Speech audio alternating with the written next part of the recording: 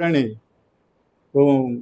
परम भक्त हनुमान गोटे वृक्ष तले बसी वृक्षटी बहु शाखा प्रशाखा मंडित थिला।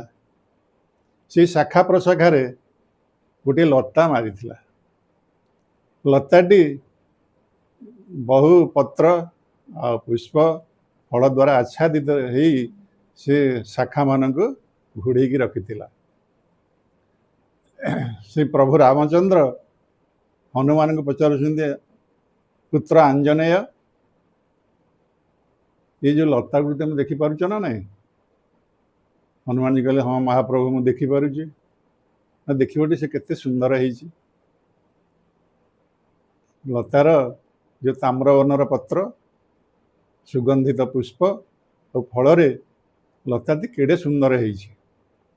एक शुणी माँ सीता ठाकुराणी कहले हनुमान तमें देखिपुच ना नहीं से लताटी से गछ उपर माड़ी